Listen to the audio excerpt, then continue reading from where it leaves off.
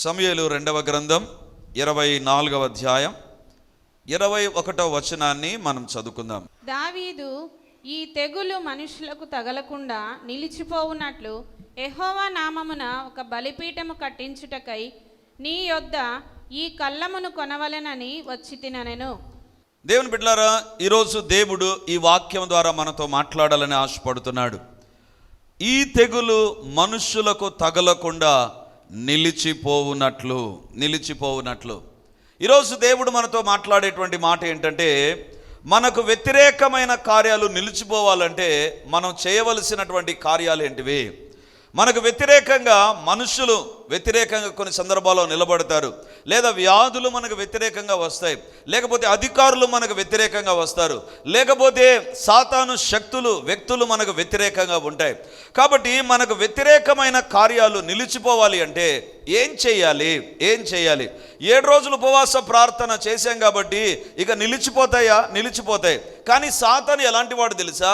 ఇక రాబోయేటువంటి దినాల్లో కూడా ఊరుకోడు. ఎందుకంటే సాతానుకు ఉండేటువంటి ఒక మంచి బుద్ధి ఏంటంటే, మనం సాతాను దగ్గర నేర్చుకోవాల్సిన ఒక మంచి లక్షణం ఏంటంటే, తనకు సమయం కొద్దిగా ఉందని సమయాన్ని ఎప్పుడు దుర్వినియోగం చేయడు. తనకు సమయం చాలా తక్కువగా ఉంది, ఎంత తక్కువ సమయం ఉన్నా ఎంత మందిని చెడగొట్టాలనో అంతమందిని చెడగొట్టడం సాతాను యొక్క ఉద్దేశం. సాతాను యొక్క కార్యాలు ఎప్పటికి కూడా ఆగిపోకుండా సాతాను చేస్తుంటాడండి. ఇంకొక మాటలో చెప్పాలంటే, మనం సాతాను బంధిస్తూ ఉంటే వానికి రోషము కానీ సిగ్గు కానీ ఉండదండి. మళ్ళీ వస్తాడు. ఓడిపోయినా, తను ఫెయిల్ అయిపోయినా, తాను చేయవలసిన కార్యాలు చేయలేకపోయినా again and again he will come.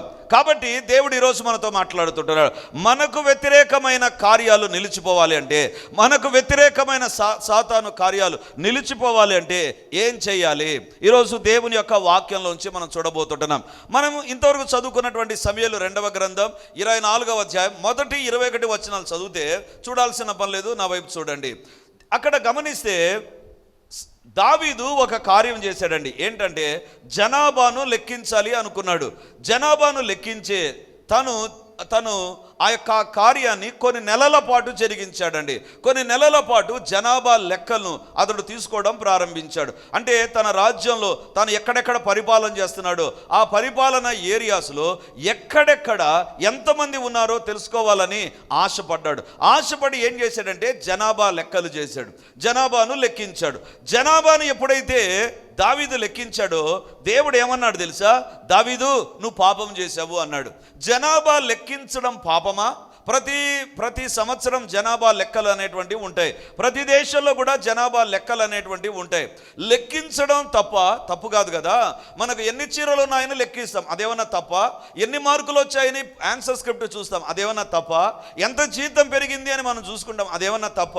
అంటే మనము మన దగ్గర ఎంత ఉంది అని లెక్కించడం ఏమైనా తప్పు కాదు. కానీ దావీదు తప్పు చేశాడు అని దేవుని యొక్క వాక్యంలో వ్రాయబడింది. దేవుని సేవకుడైనటువంటి దావీదు, దేవుని పాటలు రాసినటువంటి దావీదు, దేవుని యుద్ధాలు జరిగించినటువంటి దావీదు లెక్కించినప్పుడు తప్పు ఎట్లా అవుతుంది? మనము మామూలు మనుషులం కదా, మనం లెక్కించినప్పుడు తప్పు కాదు. కానీ దావీదు లెక్కించడం ఎందుకు తప్పు అయింది? మనం లెక్కలు కరెక్ట్గా వేసుకోవడం మంచిదని మనం భావిస్తాం, అది శ్రేష్టమైంది అని మనం భావిస్తాం. కానీ దావీదు జీవితంలో ఎందుకు అది తప్పు అయిపోయింది? దేవుని బిడ్డలారా, దానికి దావీదు చేసిన ఆ తప్పుకు బైబిల్లో వ్రాయబడింది తెగులు అనేటువంటిది ప్రారంభమైంది. అంటే దావీదు చేసిన తప్పుకు ఒక భయంకరమైన తెగులు రావడం ప్రారంభించింది. ఆ తెగులు ఎలాంటిదంటే, దాదాపు 70,000కు పైబడినటువంటి ప్రజలు ఒక్క రోజులోనే చచ్చిపోయారు.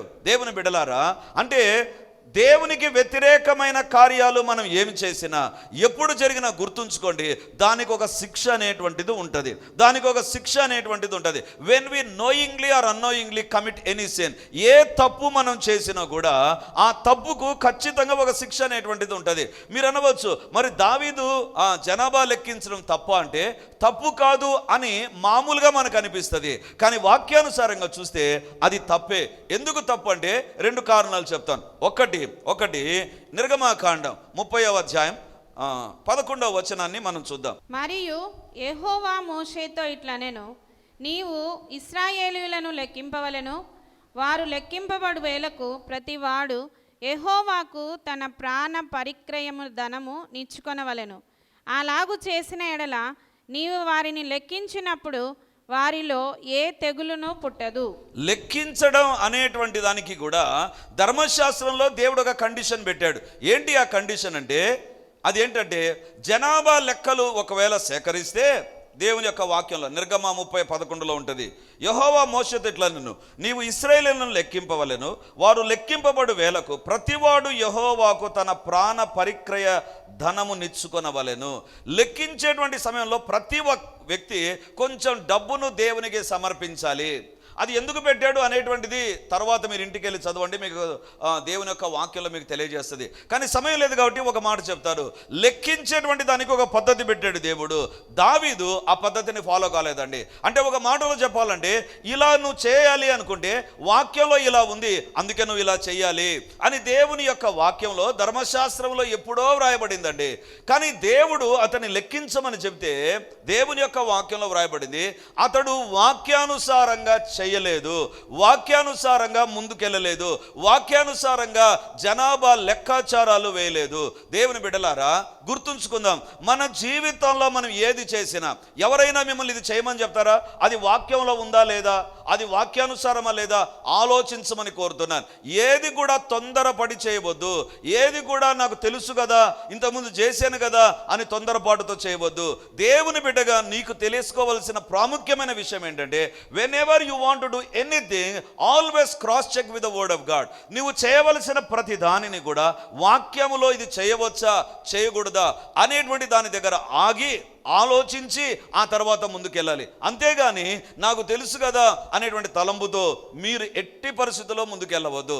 ఒకవేళ మీకు వాక్యంలో ఏది ఎలా ఉందో తెలియలేదా, అలాగైతే you do one thing, you call me, లేదా ఆదివారం గురువారం పరిచర్యకు వచ్చినప్పుడు ఇది మేము చేయాలనుకుంటున్నాం, ఎలా చేయాలి అని తెలుసుకొని మీరు చేయమని కోరుతుంటున్నాను. ఎందుకంటే ఈ లోకంలో మరి ముఖ్యంగా భారతదేశంలో సాంప్రదాయాలు, పద్ధతులు, ఆచారాలు ఉన్నాయండి.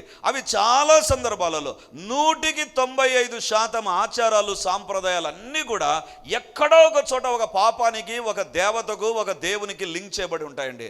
ఎప్పటికీ గుర్తుంచుకోండి, when we are living in this world, ఈ లోకంలో మనం జీవిస్తున్నప్పుడు లోక ఆచారాలు, ప్రమాణాలు కాదు, మనకు వాక్యమే ప్రాముఖ్యం, వాక్యమే ప్రాధాన్యం, వాక్యమే. దావీదు అనుకున్నాడు లెక్కించడమే కదా, ప్రతిరోజు నేను సైన్యాన్ని లెక్కిస్తాను, అలాగే జనాభాను కూడా లెక్కిస్తాము అని అనుకున్నాడు. కానీ విచిత్రం ఏంటంటే జనాభా లెక్కకు దేవుడు కండిషన్ పెట్టాడు. ప్రతి వ్యక్తి తన ప్రాణ పరిక్రయ ధనమును చెల్లించాలి. అది చెల్లించకుండా దావీదు ప్రజలు ఆ జనాభా లెక్కల్లోనికి వెళ్ళారు. దేవుని బిడ్డలారా, మన జీవితాలను మనం పరీక్షించుకుందాం. నీవు తొందరపడి ఏ కార్యం చేసినా దానికి ఒక కాన్సిక్వెన్స్ ఉంటుంది. కాన్సిక్వెన్స్ అనేటువంటిది ఉంటుంది. ఒక నిర్ణయం వెనక, ఒక తీర్మానం వెనక, ఒక పద్ధతి వెనక, ఒక ఆచారం వెనక, ఒక సాంప్రదాయం వెనక. Be careful. ఎందుకు తెలుసా, అది నీ జీవితాన్ని చాలా డిస్టర్బ్ చేసేదిగా ఉంటుంది. We cannot understand that. దాని యొక్క పర్యవసానం తీవ్రమైనంత వరకు మనకు తెలియదు. We will have so much of anxiety and tension. దేవుడు దావీదు జీవితాన్ని ఈరోజు మన దగ్గర నుంచి చెప్తున్నాడు. దావీదు దేవుని వాక్యానికి లోబడలేదండి, వాక్యానికి లోబడలేదు. అందుకే దావీదు పైకి ఒక శిక్ష, దావీదు దేశం పైకి ఒక శిక్ష, 70,000 మంది తెగులు వచ్చేసి ఒక విచిత్రమైన వ్యాధి వచ్చి చచ్చిపోవడం ప్రారంభమైంది. రెండవదిగా, ఎందుకు దావీదు జనాభా లెక్కించినప్పుడు దేవుడు ఒక దూతను పంపించి తెగులను పంపించాడు అంటే, దేవుని బిడలారా, దాదాపు కొద్ది కాలం, కొన్ని నెలలు ఆ లెక్కాచారం జరిగిందండి, లెక్కించడం జరిగింది, జనాభాను లెక్కించడం జరిగింది.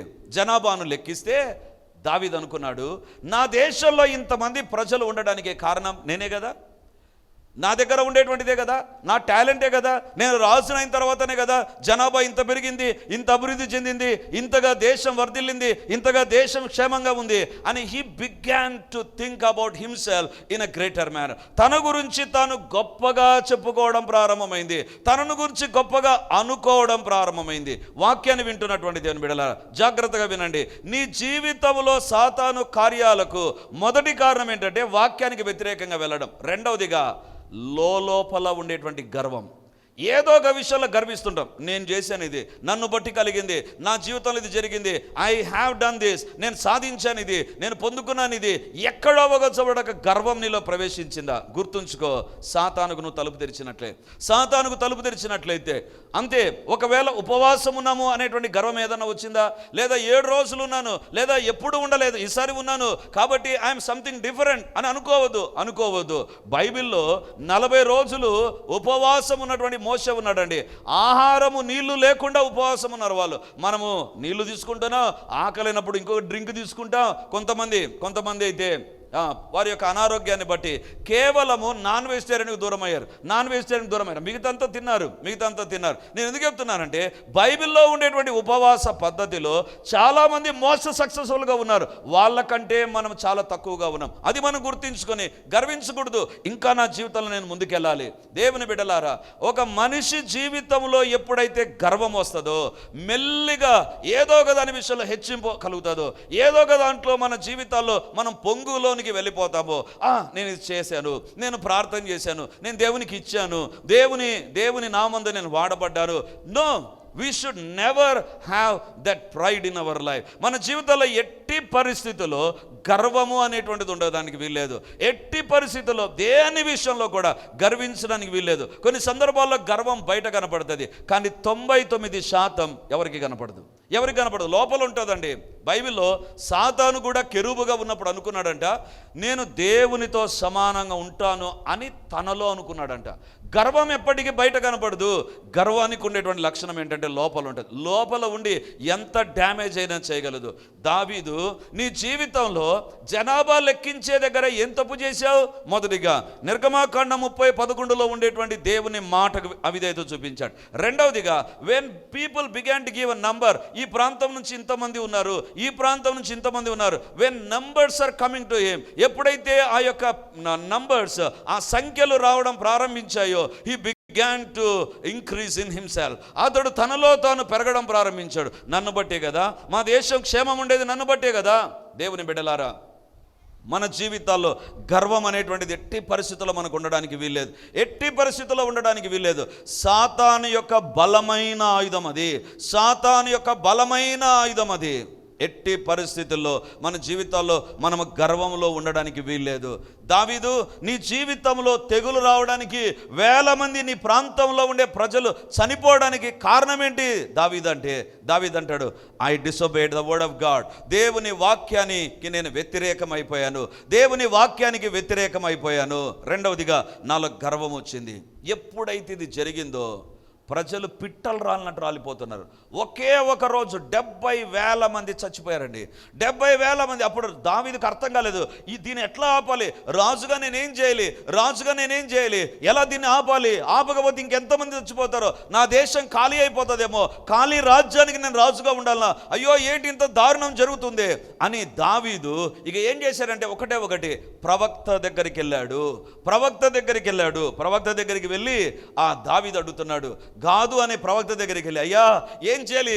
దేవుని యొక్క శాపం దిగి వచ్చింది, దేవుని యొక్క శిక్ష దిగి వచ్చింది, వాక్యానికి వ్యతిరేకంగా నా జీవితం ఉంది, లేకపోతే గర్వించాను, because of that I'm facing a consequence in my life. నా జీవితంలో, నా రాజ్యంలో ఒక శిక్ష నేను అనుభవిస్తున్నాను. ఎప్పుడైతే గాదు విన్నాడు, గాదు దేవుని దగ్గర ప్రార్థన చేసినప్పుడు అప్పుడు దేవుడు చెప్పిన మాటే ఇంతవరకు మనం చదువుకున్న మాట. చూడండి, తిరిగి ఆ భాగంలోనికి వద్దాం.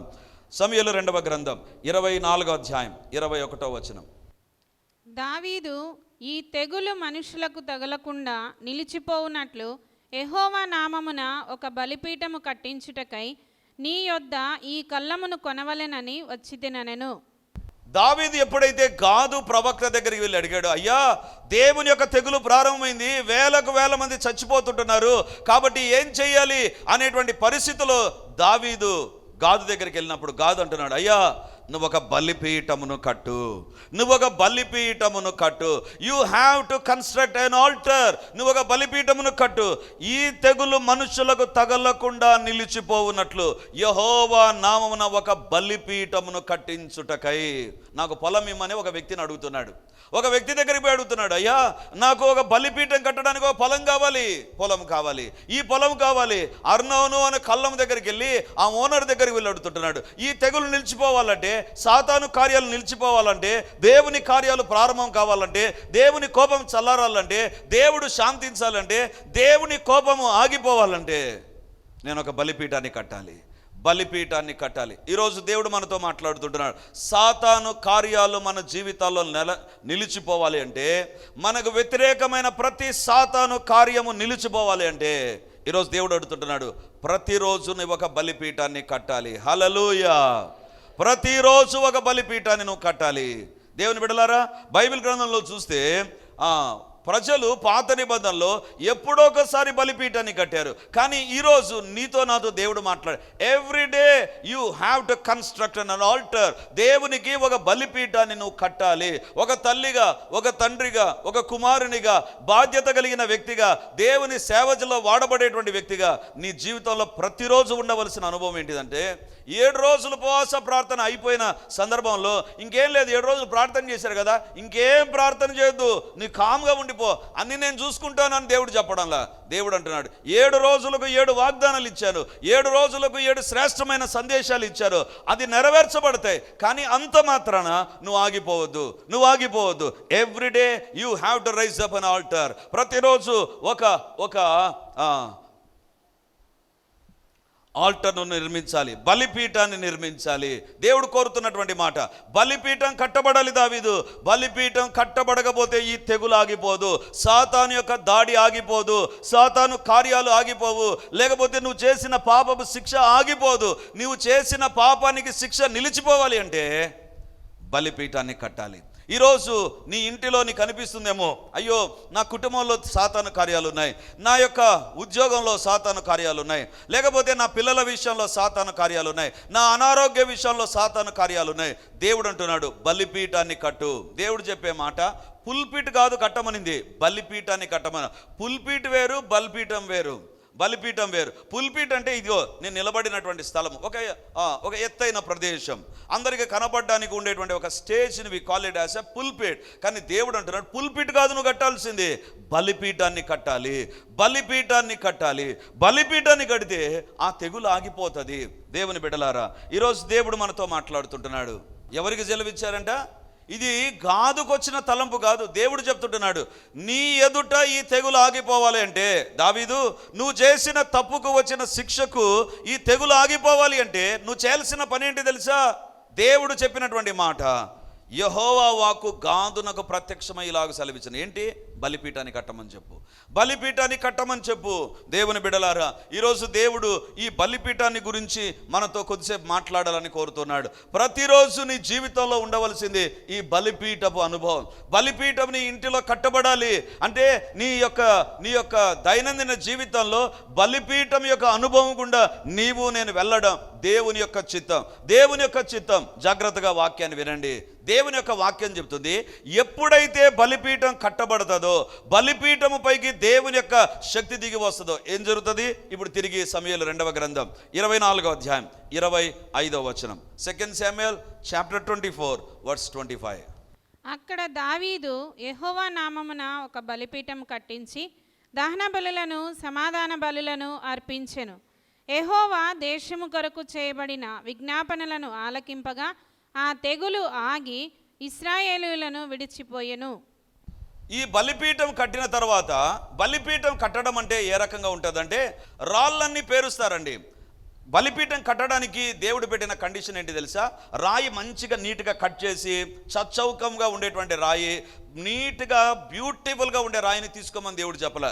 రాయి దొరికితే దానిపైన ఏ పనిముట్టు వాడకుండా రాయిని తీసుకొని వచ్చి రాయి పైన రాయి పెట్టి ఒక ఎత్తైన ప్రదేశం చేసి దానిపైన కర్రలు పేర్చి ఒక పశువును బలి ఇవ్వాలి. అది దేవుడు చెప్పినటువంటి బలిపీఠం. బలిపీఠాన్ని కట్టడం మాత్రమే కాదు, దానికి ఒక స్థలాన్ని కొనుక్కోవడం మాత్రమే కాదు, దాని దగ్గర ఒక రాళ్లతో ఒక కుప్పను ఏర్పరిచి కర్రలు పేర్చి ఒక పశువును బలి ఇవ్వాలి. దేవుడు అంటున్నాడు, it is not only constructing an altar, but you have to do something on that altar. ఆ యొక్క బలిపీఠం మీద నువ్వు కొన్ని పనులు చేయాలి. బలిపీఠం మీద కొన్ని పనులు చేయాలి. ఏంటంట, దాని పేరే చూడండి, బలిపీఠము. అది ఎలాంటి పీఠం అంట? అది ఎలాంటి పీఠం? నలుగేసే పీఠం కాదు, లేకపోతే ప్రతిరోజు కూరగాయలు దొరుకుకోవడానికి కూర్చున్నటువంటి పీఠ కాదు. అది బలిపీఠం. అది బలిపీఠం అంటే దాని పైన బలి ఇవ్వాలి. ఇప్పుడు మీరు అనవచ్చు, క్రైస్తవ్యంలో బలి లేదు కదా? అస్సలు లేదు. పాత నిబంధనలో బలి ఇచ్చేవారు.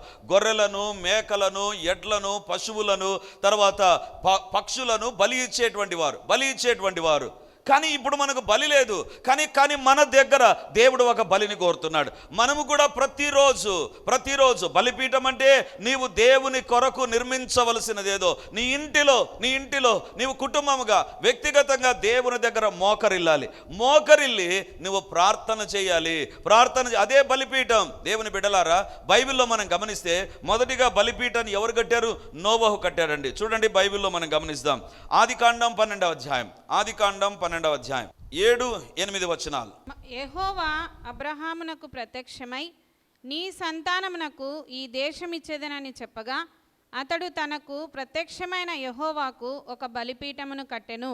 అక్కడి నుండి అతడు బయలుదేరి బేతేలుకు తూర్పుననున్న కొండకు చేరి, పడమటనున్న బేతేలునకు తూర్పుననున్న హాయికిని మధ్యను గుడారము వేసి అక్కడ యెహోవాకు బలిపీఠము కట్టి యెహోవా నామమున ఏం చేశాడు? ప్రార్థన చేశాడు. దేవుని బిడలారా, ఇక్కడ నోవహు బలిపీఠాన్ని కట్టాడు. మొట్టమొదటిగా బలిపీఠాన్ని కట్టినటువంటి వ్యక్తి నోవహు. లేదా ఇంకొక మాటలో చెప్పాలంటే హేబేలు కూడా కట్టిండవచ్చు. ఎందుకంటే హేబేలును అతని అర్పణను దేవుడు అంగీకరించాడు. హేబేలు కూడా కట్టిండవచ్చు. బట్ అఫీషియల్లీ మనకు రికార్డెడ్గా ఉండేది నోవహును గురించి ఉంది. నోవహు బలిపీఠాన్ని కట్టాడంట. బలిపీఠం ఎప్పుడైతే కట్టబడిందో దేవుడు ఒక తీర్మానం చేశాడు. ఇంతవరకు నేను కోపగించాను నోవహు, భూలోకమంతటిని నేను నాశనం చేసేసా, భూలోకమంతటిని జలప్రలయంతో నేను తుడిచిపెట్టేశా. నువ్వు ఇప్పుడు ప్రార్థన చేశావు కాబట్టి I'm going to release the blessings. బలిపీఠము నీ జీవితంలో ప్రతిరోజు ఉంటే గుర్తుంచుకో, ఆశీర్వాదాలు దిగి వస్తాయి. హల్లెలూయా. 7 రోజులు ఉపవాస ప్రార్థనతో భక్తి జీవితానికి ఫుల్ స్టాప్ పెట్టవద్దు. 7 రోజులు ఉపవాస ప్రార్థనలకు ప్రతిరోజు నువ్వు వచ్చిండవచ్చు, ప్రార్థనలు ఏకీభవించవచ్చు. అంతటితో ఆత్మీయ జీవితానికి ఫుల్ స్టాప్ పెట్టి మామూలు వ్యక్తిగా మారకు. ఈరోజు దేవుడు అంటున్నాడు, you have to continue your legacy. నీ యొక్క ఆత్మీయ జీవితం అదే రకంగా కొనసాగాలి, అదే టెంపో కొనసాగాలి. ఏంటంటే బలిపీఠాన్ని కట్టాలి. బలిపీఠము కట్టడం అంటే నీవు ప్రార్థన చేయవలసిన వ్యక్తిగా ఉంటున్నావు. సరే, ఈ బలిపీఠం మీద బలి అన్నారు కదా, మనం ఎలాంటి బలి అర్పించాలి? బలి అంటే ఏంటిది అంటే మనమేం బలులు అర్పించాం కదా. హైందవ మతంలో బలులు ఉన్నాయి, వేరే మతాల్లో బలులు ఉన్నాయి, ఇప్పటికీ ఉన్నాయి. కానీ క్రైస్తవంలో బలులు లేవు. కానీ దేవుడు ఈరోజు మనతో మాట్లాడుతుంటున్నాడు, మన జీవితంలో బలిని ఇచ్చే వారంగా మనం ఉండాలి. ఏం బలి ఇవ్వాలి దేవునికి? ప్రతిరోజు బలి ఇవ్వాలి అంటే సాధ్యమయ్యేది కాదు కదా అని అనిపిస్తుంది. కానీ we have to do that. అది మనం చేయాలి. ఏంటిది? రోమాపత్రిక 12వ అధ్యాయం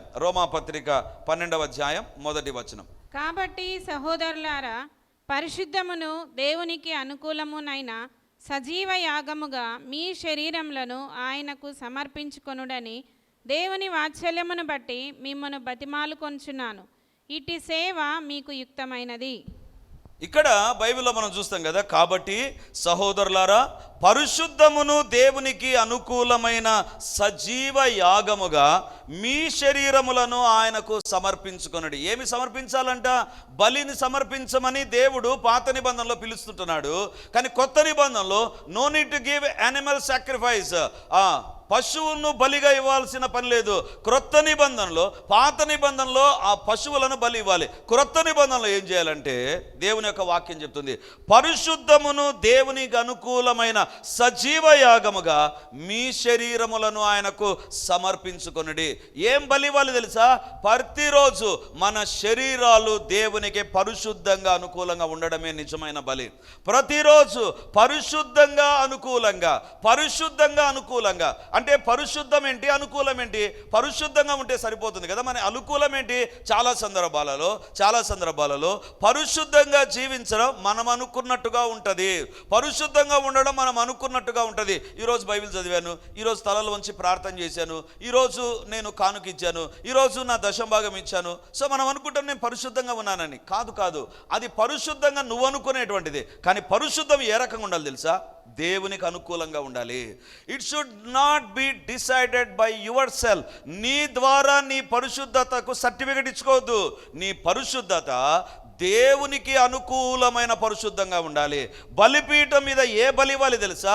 దేవునికి అనుకూలంగా పరిశుద్ధంగా మనం జీవించాలి. అప్పుడు దేవుడు అంటాడు, నీ దగ్గరికి రావలసిన అపవాది క్రియలు నేను అడ్డుకుంటా. హల్లెలూయా.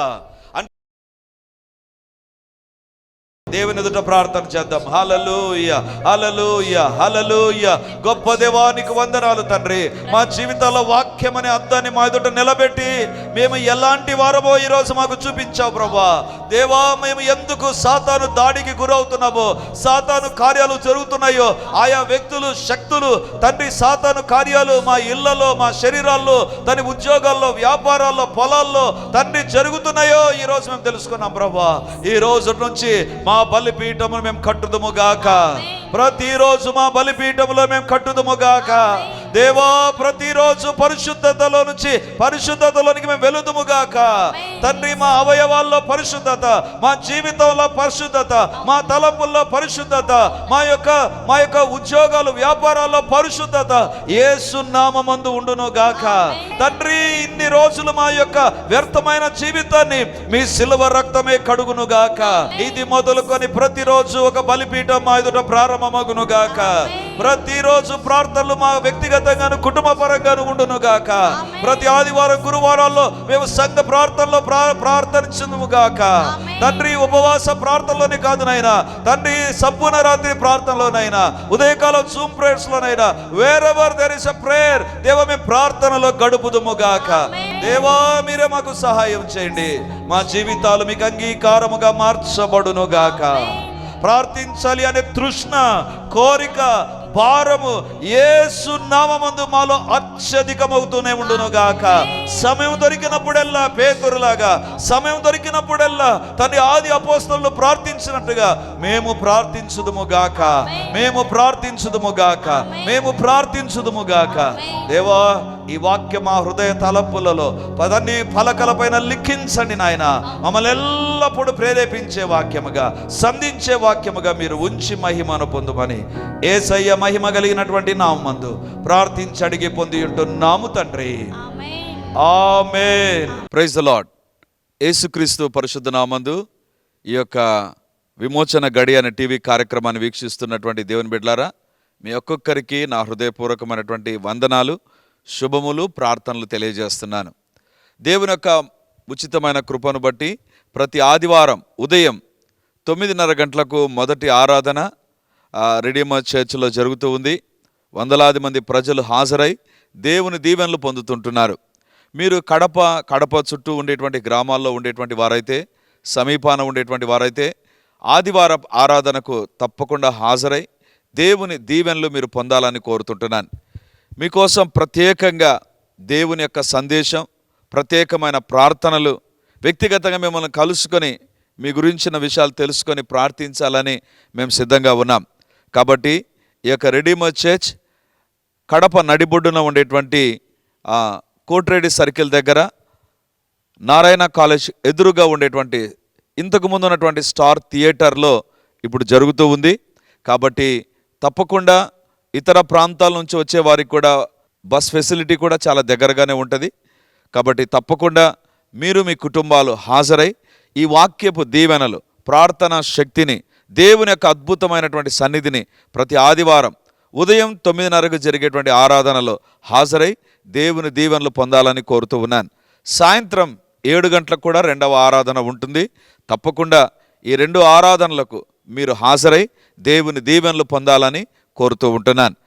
మరిన్ని వివరాలకు ఈ కింద కనబడుతున్నటువంటి నంబర్ 9885669572 లేదా 9440407722కు మీరు కాల్ చేసి వివరాలు తెలుసుకోవాల్సిందిగా కోరుతున్నాను. God bless you.